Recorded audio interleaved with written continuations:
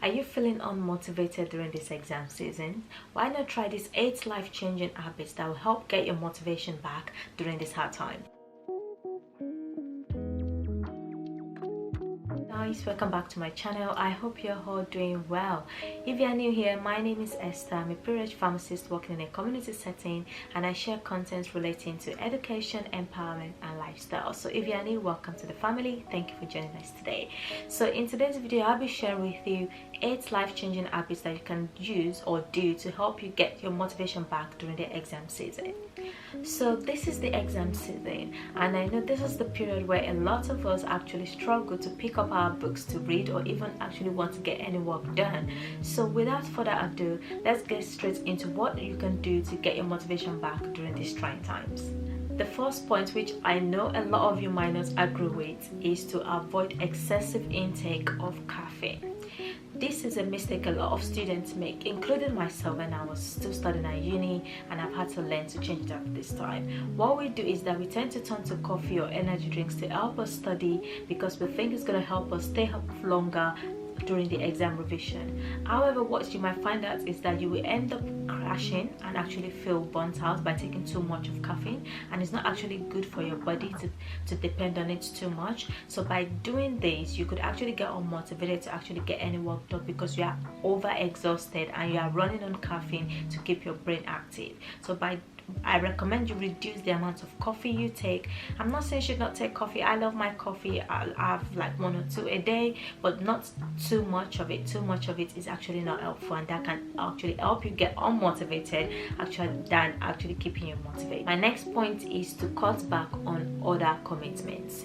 This is your exam season. I know it could be enticing to actually get other things going on during your exam, and as some might still be attending lectures, some people might be working full-time, some people might be working part-time. But if you can, I really recommend you reduce the amount of hours that you do at work or any other major commitment that you usually do on a weekly basis.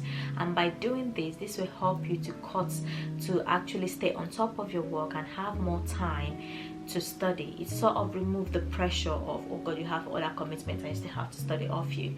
And this will help you to avoid staying up late at night to catch up with the timings that you've been trying to balance up your schedule during the course of your exam season. So if you can, I really say you should cut back on those hours.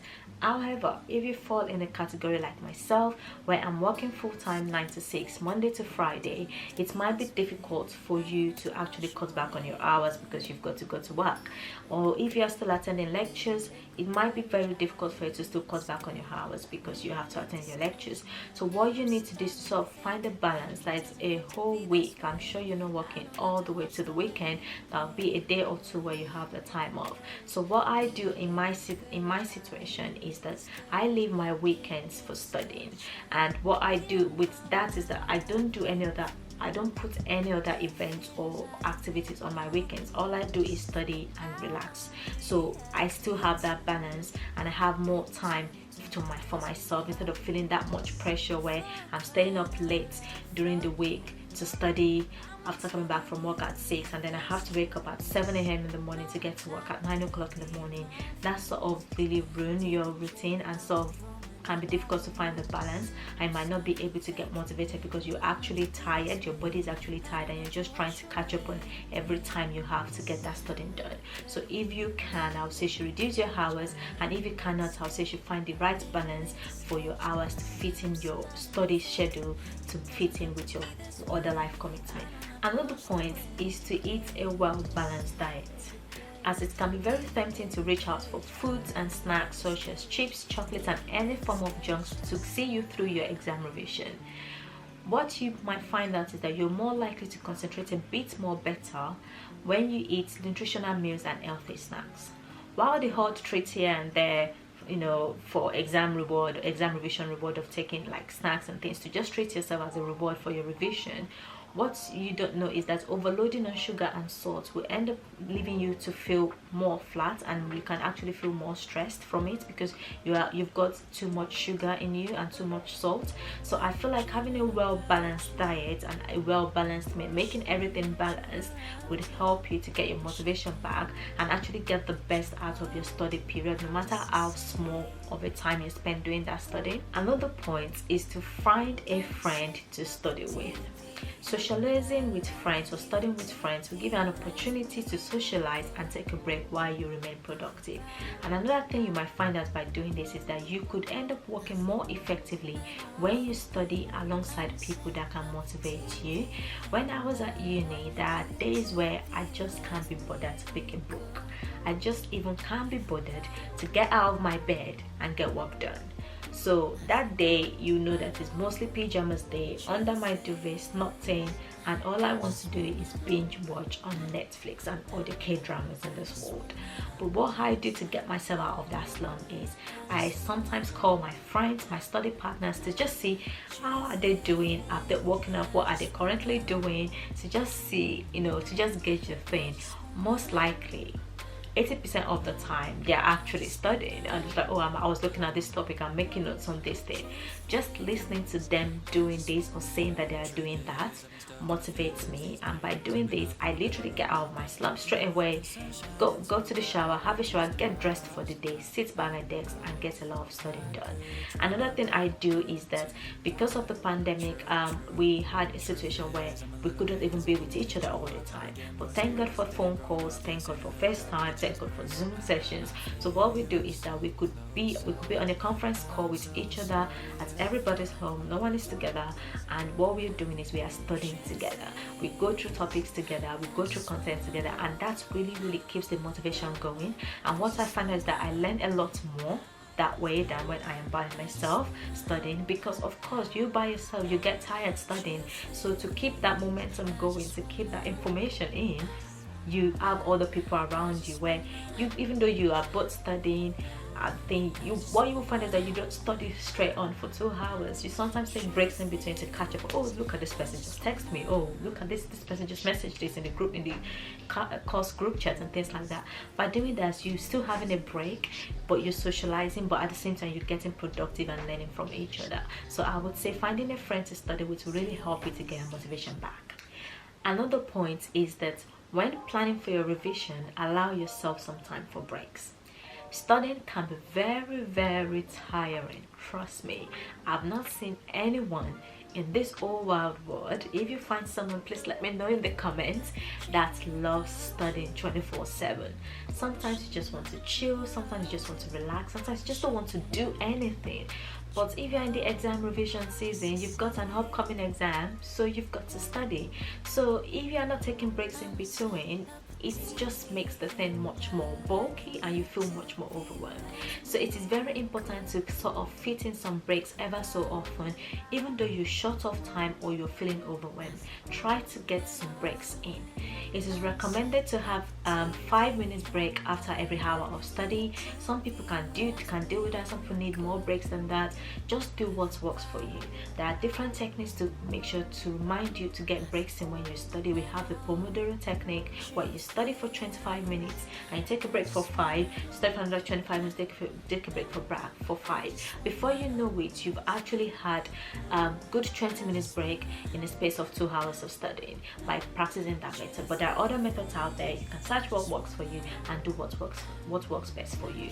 My next point is to try to manage stress. Studying, as hard as it might sound, it is the most stressful thing ever. Trust me, guys, because you're trying to do a lot of taking a lot of content materials in a short amount of time for your upcoming exam, which is why I always say to start early. Even though we recommend to start your revision early, but there are situations and circumstances that comes around that sometimes you don't get to start early, and sometimes you just behind and you just can't figure out why you're behind, and that can really stress you out. Everyone has a way of dealing with stress. Everyone has their own way of dealing with stress. Some people, when they're dealing with stress, they run to food and binge eat as much as they can to just help manage their stress. Some people like myself, they go off food. Food is not even my priority at that point. I just don't feel like eating. I just don't feel like drinking or anything. I'm just off meals and drinks completely. While some people, they just let it out, they let that feeling out, they tear up trying to pull their whole head out. That is how they deal with stress. Even though some of the examples I've mentioned have not sounded like the best examples to help manage stress, for some people it works for them, and if that works for you, that's fine. However, there are healthier ways you can use to help manage your stress, such as exercising. I really feel better these days that I am now going to the gym regularly 3 times a week. And I noticed that after before going to the gym is the difficult part of it. Getting out of my house to go to the gym is the most difficult thing. But once I get into it, do my exercise and come out of it, I feel so refreshed that I really want to get a lot of work done. Like, the energy just comes from nowhere. And by doing this little exercise, you don't have to go to the gym and do full exercise like myself. You could just do like yoga in the house, you could do meditation in the house, you could just go for a walk, you could go for a quick 30 minutes run and come back. You could just practice exercise. That will help manage your stress, because at that point you're leaving that situation, you're moving yourself out of that study environment to get some air in.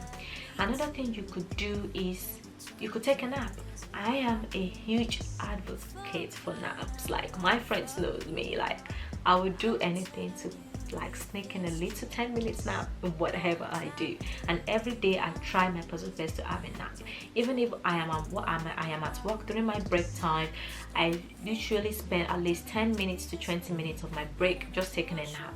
And I notice that I get more focused. I'm ready for the job of the afternoon, ready for the full business that's coming in the pharmacy in the afternoon, and I'm more focused and I am more with it when I'm dealing with my patients. So by taking naps, that would help. If you are not a nap person, you can find another alternative, but I do recommend taking naps. Of course, we have some people that they say, oh, we're taking naps. Naps are not really 2 hours, 4 hours naps. Naps are very short amount of time, so just shut your eyes and just forget what you're doing at that point.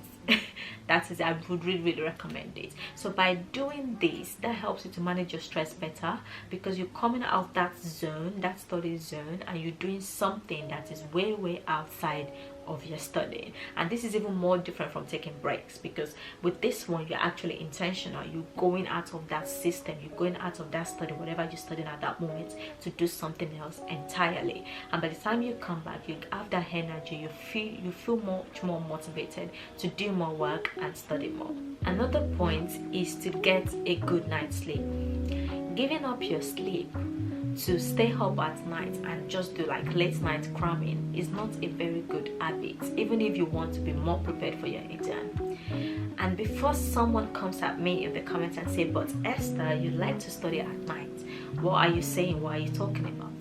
Let me break it down for you. Of course, I am more active at night. I study more effectively at night than daytime, because I just prefer the darkness, and I know it's much more quiet at night time than daytime. So that is why I prefer to study at night. However, what I do is that I might stay up all night to study, but I catch up on my sleep during the day. So to have that balance, I will still make sure I have at least my 8 hours of sleep on a daily basis, even if I'm studying at night. So what I do is study late, maybe at most 5 a.m. I'll go to sleep. 5 a.m. at most I'll go to sleep. Then I won't wake up until like 1, have a shower, move around in the house, watch a bit of a movie, relax myself, do some little things like replying to emails, but nothing serious that is using my brain cells. And then because I'm trying to save my brain cells for the night time when I want to study. I might even go back to sleep after I've checked my emails and just get ready for the nighttime study. In between, I'm having my meals and things like that. So that is how I balance my nighttime study. What the mistake people do is that they study all through the day, do late night crammings, and not having enough sleep, and not even not having enough sleep, not getting the most out of it, and they're just doing the vicious cycle on and on and on. Trust me guys, I've done this before. All through my first year and second year at uni, I was doing this. It took me a lot of brain cells of stress for me to realize that's not the best way to study, even though to some people it might be, but that's actually a toxic way of studying. You need to find a balance. If you're a nighttime study, make sure that you're getting enough rest during the day, and if you're a daytime study person, make sure that you're getting enough rest and enough sleep during the night. My last point is to plan a post-exam reward. by planning something for after your exam would really help to motivate you to study more effectively. This is because the events you plan are something you're looking forward to. This could be, oh, after my exams, I am going on holiday. I'm going on a 3-day holiday to France, or I'm going on a 1-week holiday to wherever you want to go. By having that event planned after your exam, you have something to look forward to. So that will be your motivation, that I really need to get this studying done. I don't want to fail and have to do a resit, which would jeopardize my plan for me to do after exam. By doing this, your motivation will be like, oh my god, I can't wait for that holiday, I can't wait to enjoy my summer. And by this, even do just that thinking with like, oh god, let me pick up my book now and actually read, because I really want to enjoy my holiday. So plan yourself a post-exam reward. It doesn't have to be something as big as a huge holiday. For, like I said, it could be, you know, spending time with friends, movie nights, anything. It could be anything. As just make sure that you have a post-exam reward for yourself. So I hope this has helped you to actually understand things that you could really do to motivate yourself to get yourself studying during the exam season, because this is the period that you lack that motivation. That motivation does not come, doesn't even come at all. You're even questioning, why is an exam being made? Like, who made this? Who brought up this idea of us sitting exams before we progress in life? So those are the things I think you could do to get yourself out of the slump and get motivated to study again. And with that being said, thank you so much for watching today's video, guys. I really appreciate it. If you like this video, please don't forget to give this video a like, subscribe to my channel, and also share with your friends. Another thing you should do is to switch on the notification bell so you can always get notified whenever I upload a new video, which I do every week. Thank you so much for watching, guys. I'll see you all in my next video. Have a good day. Bye.